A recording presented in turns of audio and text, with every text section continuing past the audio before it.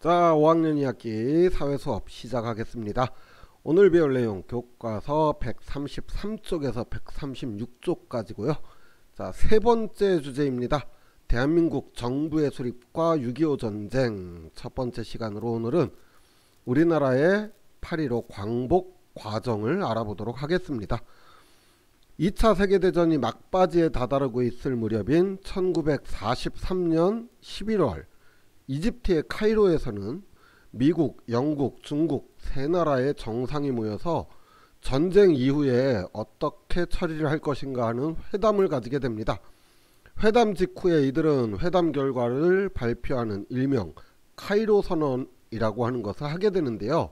이 선언의 주요 내용을 살펴보면 미국, 중국, 영국 세 나라는 전쟁에서 승리하더라도 영토를 확장하지 않고 일본이 빼앗은 영토들을 본국으로 전부 반환을 하고 조선을 자주 독립시키며 일본의 무조건적인 항복을 받아낼 때까지 작전을 계속한다라는 내용의 합의를 하게 됩니다. 자, 임시정부의 끊임없는 외교적 노력이 드디어 결실을 보게 된 거죠.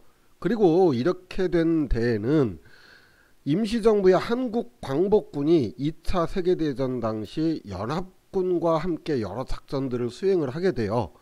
1944년에는 영국과 함께 인도 미얀마 전선에 병력을 파견하여 활약하기도 했죠. 1945년 7월에는 미국과 함께 연합하여 한반도에 진입하기 위한 한미 군사합작이라고 하는 것을 합의를 하면서 국내로 진입을 계획을 하게 됩니다.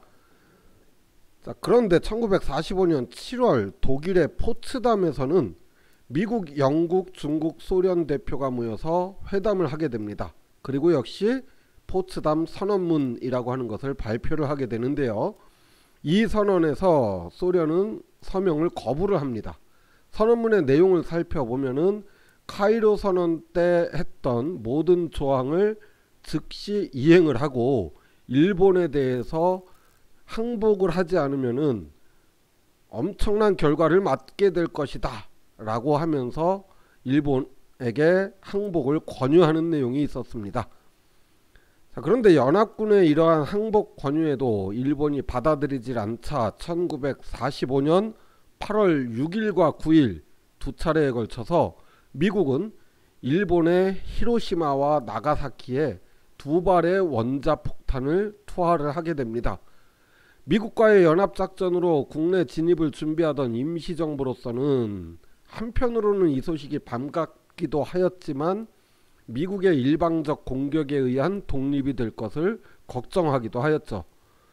국내에서는 거의 유일하게 비밀결사 조직인 건국동맹을 통해서 독립운동을 하고 있었던 몽양 여운형 선생님이 있었는데 1945년 8월 14일 조선총독부의 정무총감이었던 엔도 류사쿠로부터 만나서 얘기 좀 하자라는 제안을 받게 됩니다. 자, 여운형 선생님은 이거 뭔가 좀 이상한 낌새를 느끼게 됩니다. 평소랑 다르게 이게 유인해서 잡으려고 하는 것 같지는 않고 뭔가 분위기가 다르다는 걸 깨닫고 조선총독부로 가서 엔도 류사쿠를 만나게 되는데요. 이 자리에서 엔도 류사쿠는 일본이 이제 본국으로 돌아갈 테니 치안을 좀 맡아달라. 대신에 조선에 있는 일본인들이 일본으로 돌아갈 때 안전하게 빠져나갈 수 있도록 좀 도와달라. 이런 요구를 받게 됩니다. 여운형은 바로 그 자리에서 5가지 조항에 대해서 약속할 것을 요구를 하게 되는데요. 독립운동가들이 수감 중이던 독립운동가들을 즉각 석방하고 서울 시민이 먹을 만한 충분한 식량을 줄 것이며 조선인에 대해서 완전한 자치적인 치안권을 보장해주고 치안 유지와 건설 또 조선 학생들의 청년들 활동을 총독부가 간섭하지 마라 이렇게 요구를 하게 됩니다. 자, 여운형 선생님은 이렇게 엔도 류사쿠와 합의를 해서 조선 총독부로부터 행정권과 치안권을 넘겨받게 되고 조선 총독부를 나오자마자 조선 건국준비위원회라는 것을 꾸려서 위원장을 맡아 독립을 맞을 준비를 하게 됩니다. 여운형은 송진우 등에게 함께 할 것을 요청했는데 송진우는 임시정부가 국내로 들어오게 되면 마땅히 임시정부를 중심으로 하는 정부가 수립되어야 한다 이러면서 거절을 하게 되고요. 여운형은 아니다. 일제 탄압에 직접 싸운 것은 국내에 있는 우리 국민들이다. 임시정부는 외국에 있는 많은 독립단체들 중 하나일 뿐이니 정부로 세울 수 없다 라고 의견을 내세우게 됩니다. 1945년 8월 15일 일본은 연합국 측에 대해 무조건적인 항복을 선언하게 되면서 우리나라는 광복을 맞이하게 되고요. 광복과 함께 해외에서 독립운동을 하던 많은 독립운동가들이 국내로 들어오게 됩니다. 10월에는 미국에서 활동하던 이승만이 귀국을 했고 11월에는 충칭에서 임시정부를 이끌던 김구와 임시정부의 주요 인사들이 귀국을 하였죠.